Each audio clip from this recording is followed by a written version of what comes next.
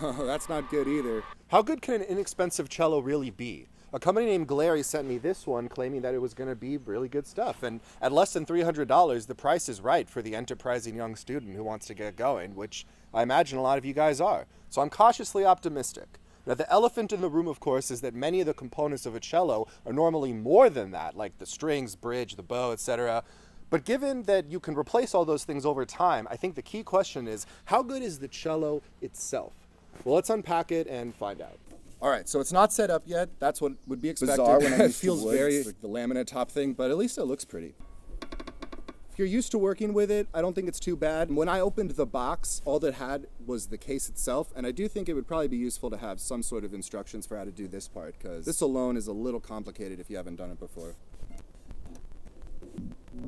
Well, that's not great. I put a little bend in the string up here. That's unusual. I wonder what these strings are made of. That's not good either. The groove for the A string's not actually deep enough. All right, I'm gonna have to get a knife. We're not trying to do anything crazy. We're just trying to allow the string to have a place to sit.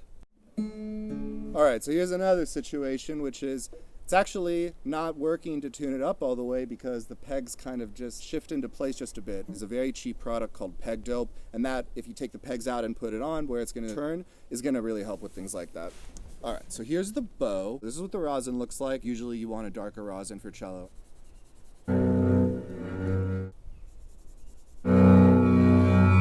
Probably would just buy some other rosin. I mean, Parastro, Cello, I mean, those are both like $10 rosins.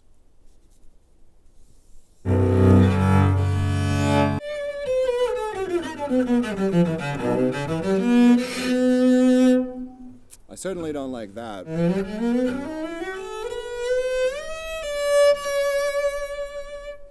Well, they definitely nailed the shape of the cello. The bridge is the correct height, like that part feels very comfortable. The fingerboard size feels the exact right size.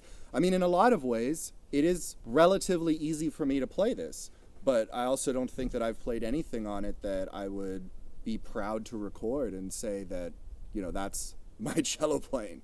So I do want to try it out with my bow.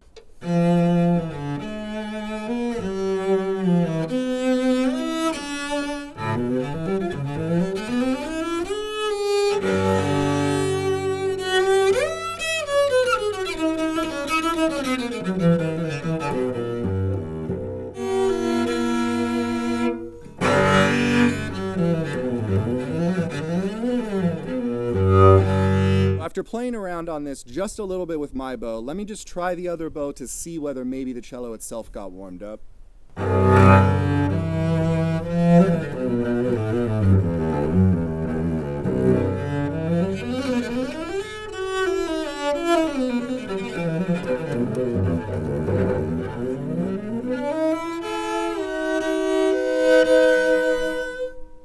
And I would say it did. So that's actually really promising. That means that if you were to get this cello, get it set up, maybe you got a better rosin, peg dope for these so they don't slip, and some oil for these so that they're easier to use, you could use this cello. It might not have the best sound, but that's also to be expected at $250. What I did like about it is the ease of playing. I've played cellos that are just really hard to play. So that's really awesome. So if you want to get started with cello and you understand the caveats that you watched in this video, but you just want to be able to give it that chance, be able to buy those other things that just cost like $40 extra on top of the cello, you will be at least in business for making music with cello. So that's pretty cool. Thank you, Glarry.